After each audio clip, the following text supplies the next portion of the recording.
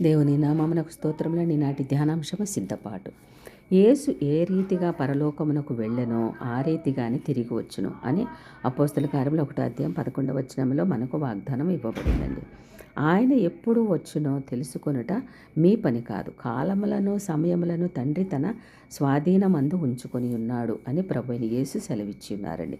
కనుక ఆయన ఎప్పుడు వచ్చునో అను మీమాంసలతో ప్రొద్దుపుచ్చుకొనకుండా ఆయన వచ్చినప్పుడు ఆయనతో కూడా పరలోకమునకు కొనిపోబడుటకు సిద్ధపడుట మన కర్తవ్యం అండి. అప్పుడు సిద్ధపడి ఉన్న వారు అతనితో కూడా పెండ్లి విందుకు లోపలికి పోయేరు. అంతటా తలుపు వేయబడనని మత్తయి సువార్త 20:10 చెప్పిందండి.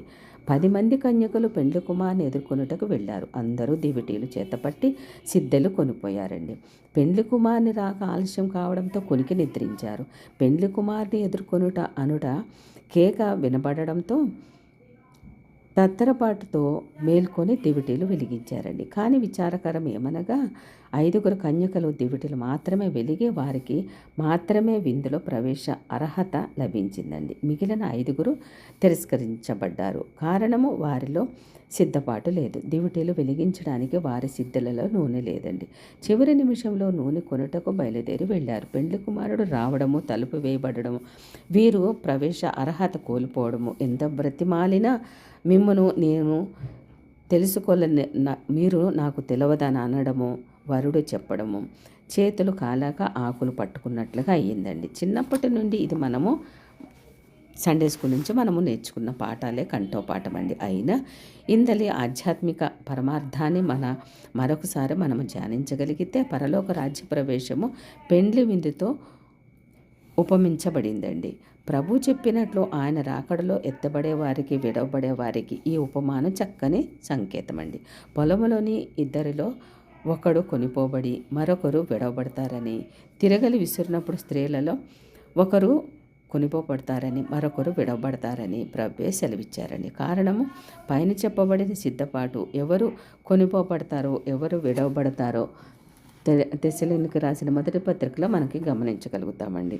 4:16-17 ఆర్భాటంతోనూ ప్రధాన దూత శబ్దంతో పరలోకము నుండి ప్రభు దిగివచ్చును. మొదటిగా క్రీస్తు నందుండి మృతులైన వారు మొదట లేతురు. ఆ మీదట సజీవులమైన నిలిచియుండు మనము వారితో కూడా ఏకముగా ప్రభువును ఎదుర్కొనుటకు ఆకాశ మండలమునకు మేఘముల మీద కొనిపోబడుదురు అని 2 సమూహములను మనకి విశదంగా కనిపిస్తుందండి. మరి మొదటి సమూహము క్రీస్తునందుండి మృతులైన వారు ఎవరనగా యేసును తమ సొంత రక్షకునిగా అంగీకరించి ప్రభు చెప్పిన బోధానుసారము ప్రవర్తించి ప్రభువులో జీవించి ప్రార్థనా పరులుగా ఉండడము, ప్రభువుకు అంగీకృత జీవన విధానం కలిగి ఆయన పిలుపుని అందుకొని మరణించిన వారు వీరే కాక ప్రభు కొరకు హతసాక్షులుగా మరణించిన వారు.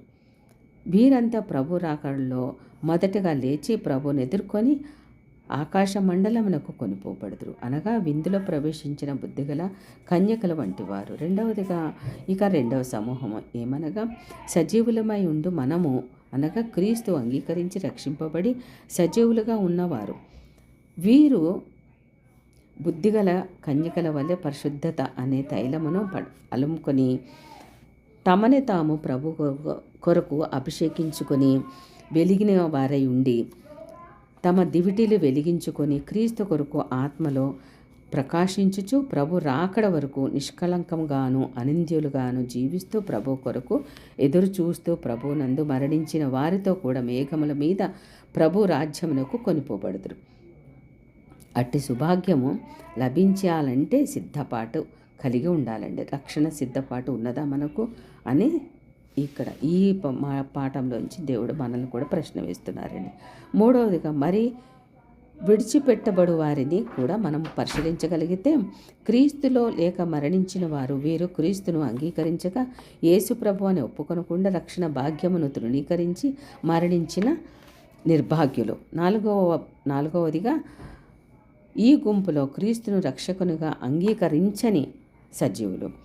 ప్రభు మేఘారూఢుడై వచ్చు సమయమునకు తినుచు త్రాగుచు సుఖించుచు ప్రభు నెరగకుండా తమ ప్రాణాన్ని నమ్ముకొని తమ ప్రాపకమని తలచి జీవించువారండి వీరు.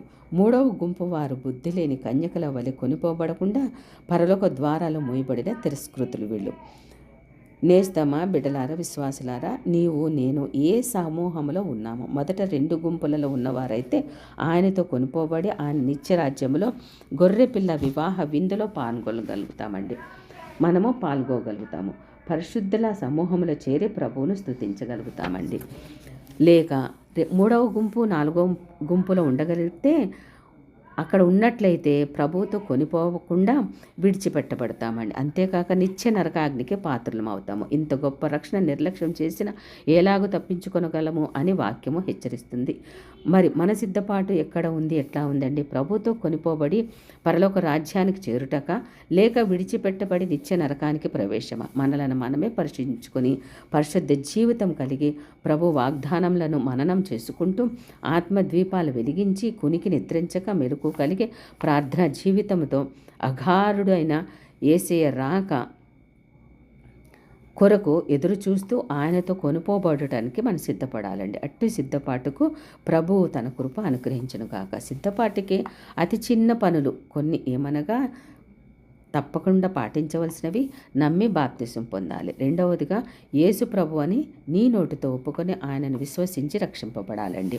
మూడవదిగా క్రీస్తు ఆత్మ కలిగి ఆయన కొరకు ప్రకాశించాలండి. నాలుగవదిగా మన హృదయములలో క్రీస్తును ప్రభుగా ప్రతిష్ఠించాలండి. ఐదవదిగా పరిశుద్ధాత్మందు ఆనందించి పరిశుద్ధత కలిగి ఉండాలండి. ఆరవదిగా ప్రభువుకు అంగీకృత జీవనము కలిగి ఉండాలండి. ఏడవదిగా నిబ్బరమైన బుద్ధితో మనుష్య కుమారిని రాక కొరకు మెలకువతో నుండి ప్రార్థించాలండి. మరియు ఎవరిని ముందుగా నిర్ణయించిన వారినే పిలిచినని రోమపత్రిక 8వ అధ్యాయం 30వ వచనం సిద్ధపాటు తెలుస్తుందండి. సిద్ధపాటుతో ఉన్న వారిని ప్రభువు రాకలో మనల్ని కొనిపోవడానికి దేవుడు మనందరినీ కూడా సిద్ధపాటు కలిగి ఉండడానికి సిద్ధపరచును గాక. ఆమేన్.